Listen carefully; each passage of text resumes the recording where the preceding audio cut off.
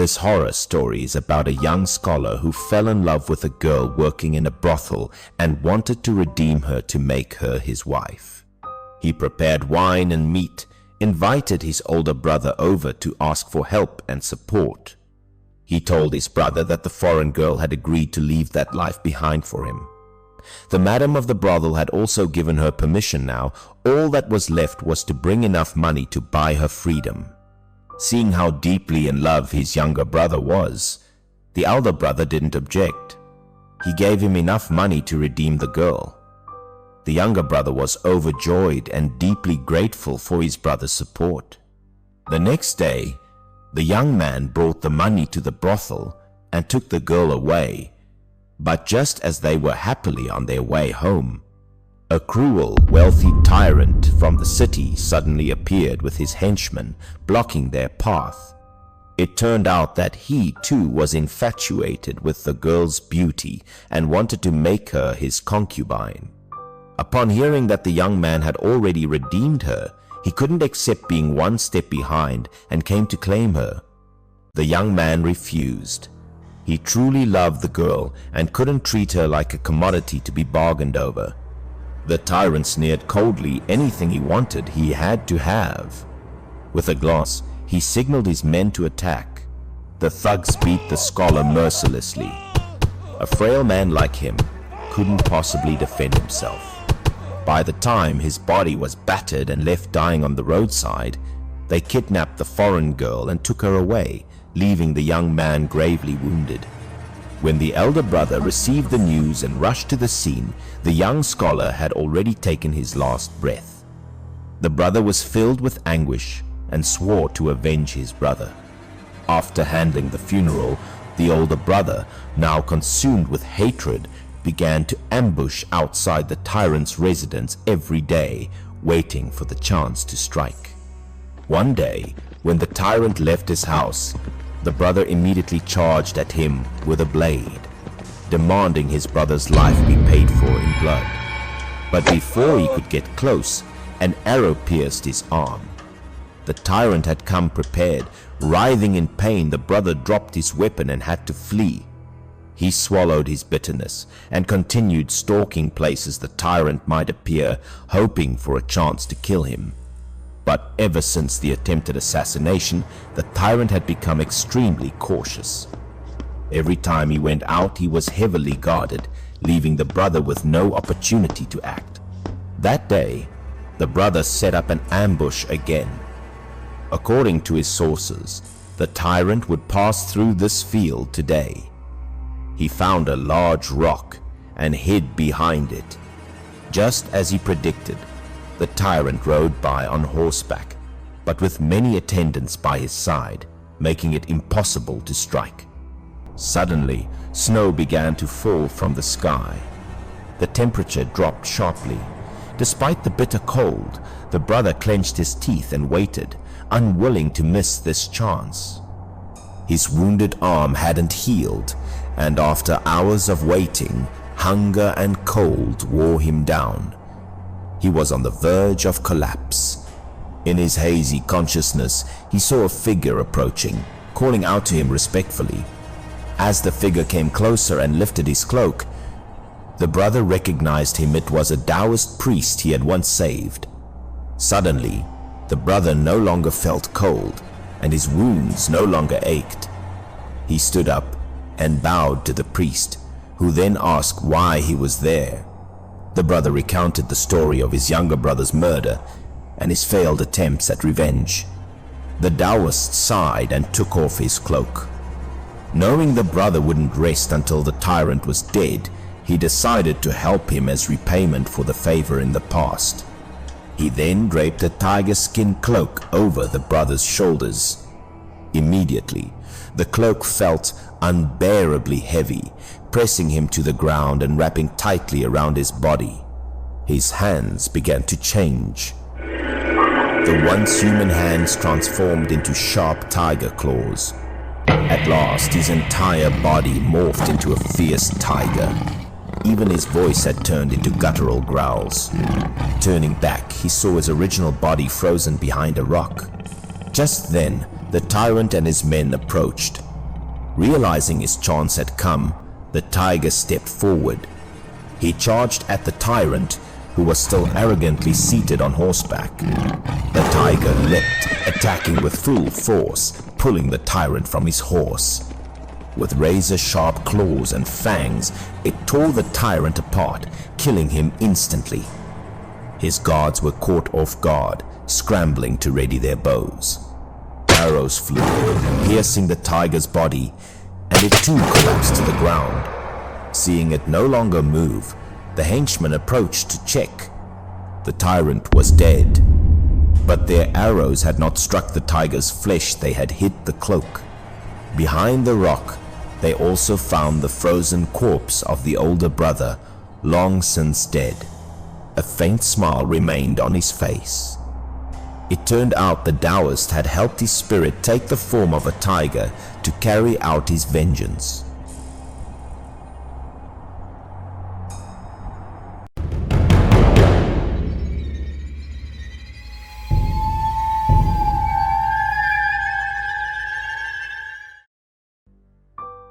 This horror story is about a highly skilled physician.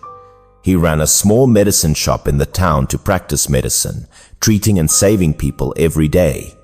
He was especially renowned throughout the region for his mastery of acupuncture. Every jab and withdrawal of his needles seemed touched by magic. The locals had great faith in his medical skills and ethics. They would often come to him whenever they were ill. One day, someone invited him out of town to treat a sick relative. He immediately agreed without hesitation, despite the distance. On his way back, twilight had already fallen, and darkness blanketed the road. He quickened his pace to return home. Unexpectedly, a gang of fierce bandits blocked his path. Just as the bandits raised their blades to strike, two burly men suddenly appeared from behind, towering like guardian spirits. Within a few swift moves, the two men easily defeated the bandits, causing them to flee in terror without looking back. Seeing the trembling physician, the two men reassured him and said that they had specially sought him out to invite him to their home to treat their mother. The physician dared not refuse and followed the two men up the mountain to a stone house hidden deep within the forest. On the bed lay an unconscious old woman with large fleshy lumps growing beneath her nose and chin, both painful and terrifying to behold. After assessing her condition, the physician wasted no time. He quickly and skillfully performed acupuncture, precisely inserting needles into the key facial acupoints. While he was treating her, the two brothers brought out venison to treat him and introduced themselves as first brother and second brother. They placed a piece of bloody red venison before him and warmly invited him to eat. The physician was startled and uneasy. He dared not touch the food and simply endured until dawn. As daylight broke, the two tumors on the old woman's face gradually shrank. She woke up weakly and called out, "My sons!" The two brothers joyfully shouted, "Mother, you're awake!"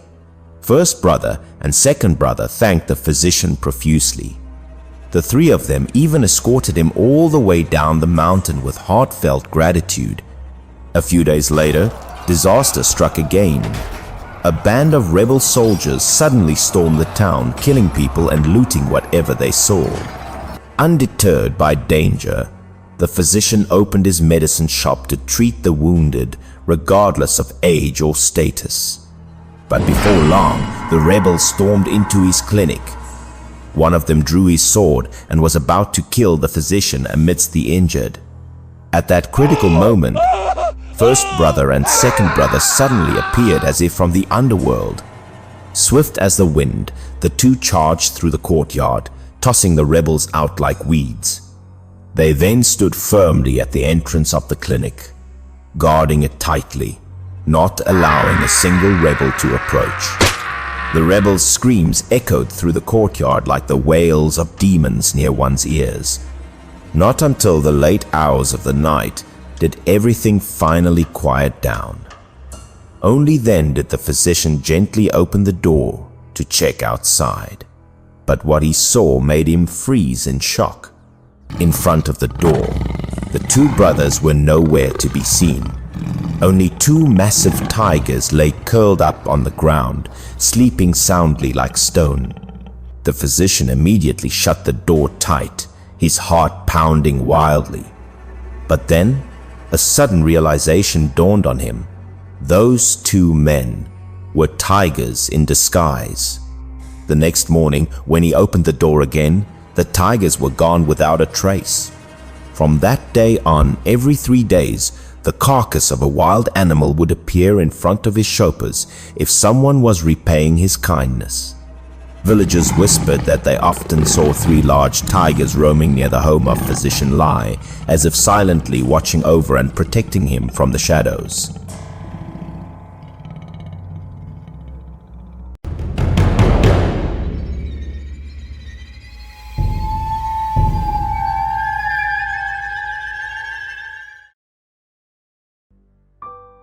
This chilling story is about a lazy loafer who spent his days idly drinking with a group of equally useless friends. One day, after a drinking session that lasted from noon until night, the party ended and he staggered home alone. He was so drunk, and it was already dark, that he couldn't walk steadily. He had to feel his way along the walls, taking one step at a time. In his haze, he vaguely felt like he had reached home. Out of habit, he opened the door and walked inside. Without bothering to change clothes or wash his face, he collapsed onto the bed and began snoring loudly, sleeping like the dead. But in his stupor, he vaguely heard people talking. It seemed like 2 people were conversing right there in his room. One of the voices asked, "Who's on the list this time?" The other replied, "Li Bin Chu Wang." The voice monotonously read out names one by one. They mentioned a certain cave and said that at dawn the next day they would come to take the lives of those named, and he was among them. The next morning when he woke up, he discovered he hadn't been sleeping at home at all, but was deep asleep inside a cold, abandoned temple in the mountains. In his mind, the strange conversation from the night before still echoed clearly. At that moment, he felt deeply uneasy. Since he had nothing else to do, and he heard the cave wasn't far, he decided to go investigate to see the truth for himself. After a while, he finally found the cave entrance. It seemed to be the very cave the 2 voices had mentioned in his dream. The cave wasn't very deep, but was quite dark. He tiptoed inside, holding his breath and looking cautiously around. Inside, a warrior was sound asleep, with a gleaming steel blade lying beside him. Without hesitation, the man silently stepped forward, suddenly drew the blade and held it to the other's neck, gritting his teeth, and demanding to know why he wasn't staying at an inn, but sleeping in a mountain cave. He pressed him. Was this man planning to take his life? At first, the warrior pretended to be just a passerby, but when the blade was raised threateningly, he trembled and finally confessed. He said he was carrying out the orders of the Heavenly Emperor, sent to collect the souls of those whose fates had already been sealed, destined for the underworld. He warned that if he wasn't released, he would take the man's life immediately. According to the list of those about to die, this man was first, followed by Chu Wang and many more. Hearing this, a chill ran down his spine, and he desperately demanded to know how he could survive.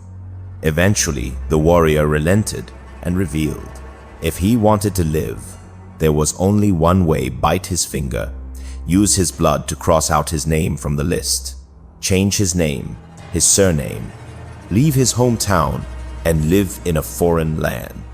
Upon hearing this, he did exactly as instructed, used his blood to erase his name from the list. Only then did he let the warrior go. The warrior immediately fled the cave, and just as he reached the entrance, he transformed into a fierce tiger and vanished into the deep forest without a trace. Fearing the warrior's words might be true, he left his hometown, changed his name and identity, and began living and hiding in a faraway place. From then on, he gave up his idle lifestyle and began a new life. He worked as a helper at a restaurant to learn the trade. After mastering the skills, he decided to open a small food stall of his own. Thanks to more than 10 years of hard work and saving, he was able to open a restaurant which became very successful, always bustling with customers. Once his life was stable, he got married and had children. His family was peaceful and he lived a quiet life, thinking everything was finally behind him. When he turned 60, the whole family went up the mountain to offer thanks to heaven and the gods for allowing him to survive all these years. Before the statue of Buddha, he knelt and said, "I dare not lie to the Bodhisattva." Then he revealed his real name and previous place of residence. He believed that before the Buddha one should not lie, and so he decided to speak the truth. He turned to his wife and admitted he had hidden this from her for many years, asking for her forgiveness. His wife gently smiled and said she had never blamed him. After sincerely confessing the truth, the couple prepared to return home. But just as he stepped out of the temple gate, a ferocious tiger suddenly leapt out of the forest, bit into him, and vanished like a gust of wind, leaving no trace behind. Behind him echoed the heart-wrenching cries of his wife and family. "Master!" In the end, the man who had fled fate for half his life still could not escape the scythe of death, dying in the jaws of a fierce tiger.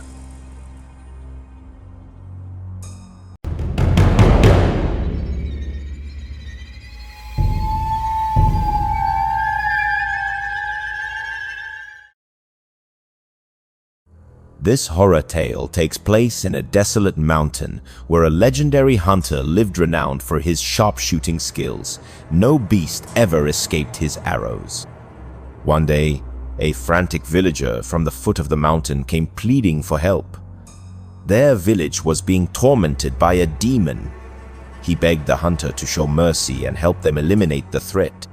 The hunter narrowed his eyes and asked, "Is there any proof that it's a demon harming people?" Slinging his bow and arrows over his shoulder, the hunter followed the villager down the mountain. On the way, he asked for the full story. The man began recounting what had happened just a few days earlier. It all started when some villagers were working in the fields, and suddenly, a ferocious tiger leapt out from the forest like a flash of lightning. In the blink of an eye, it took down one man, then clamped him in its jaws and vanished into the dark forest. Shocked and horrified, the villagers rushed back to report the incident. They then gathered a few brave men, armed with machetes and torches, and headed up the mountain hoping to rescue the victim. Following the trail of blood, they found one of the victim's shoes lying on the ground. Going deeper into the woods, they found shredded, blood-stained clothing scattered along a narrow path. People began whispering. They say those who are eaten by tigers strip off their clothes before turning into demons. Rumor had it that anyone who died a gruesome death under a tiger's claws would have their soul trapped, turning into a demon servant for the tiger to harm others.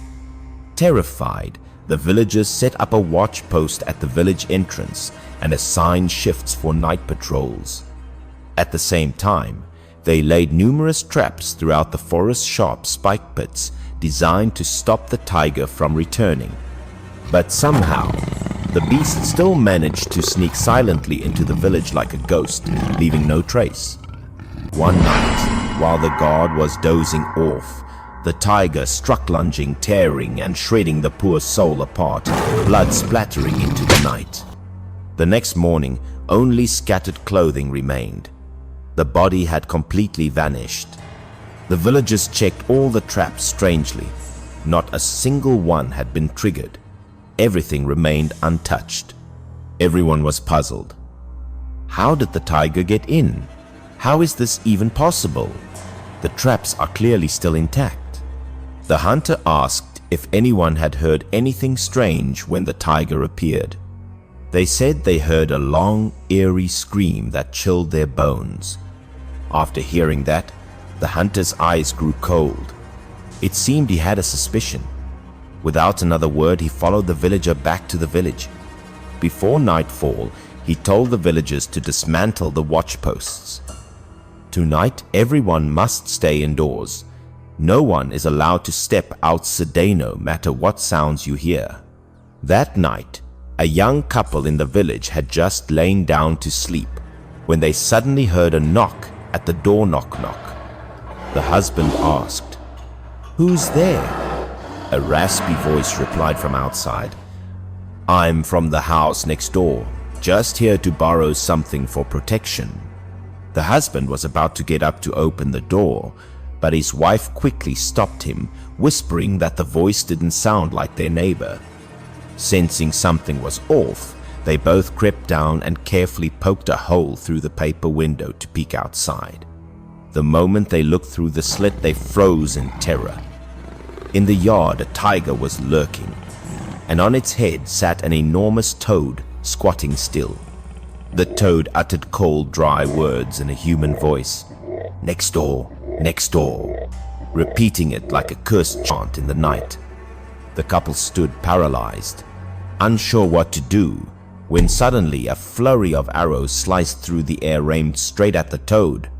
Out of nowhere, the hunter appeared, firing arrow after arrow at the tiger with deadly precision. The tiger roared and turned, bolting into the forest right into the area riddled with traps. But every time it neared a trap, the toad on its head let out a strange cry, guiding it to safety, allowing it to dodge every danger. The hunter's face was cold as steel. He took aim at the tiger, pulling his bowstring to the limit. An arrow whistled through the air, piercing the toad and killing it instantly. Without the demon guide, the tiger immediately fell into trap after trap, getting severely wounded as it crawled away in a desperate escape. The hunter and villagers followed the trail of blood to a quiet mountain ravine. There, they found the tiger's lifeless body. Scattered around it were the remains of those it had devoured. The toad had been the tormented spirit of a man eaten by the tiger, turned into a demon, possessing the toad's body and guiding the tiger to wreak havoc on the living.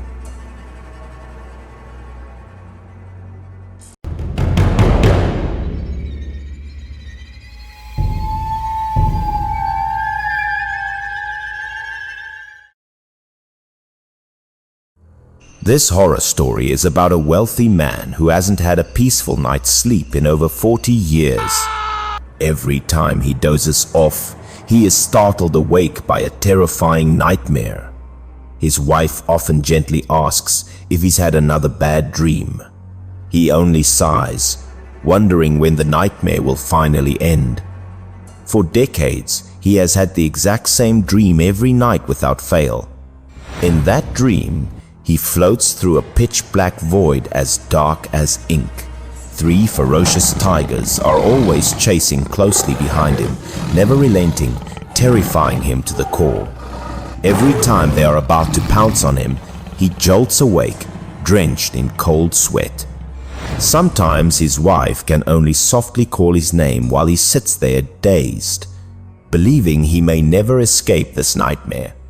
Since childhood, his family had sought a protective talisman to ward off evil on his behalf. His wife, heartbroken by his constant exhaustion and fear, wished only for him to sleep peacefully.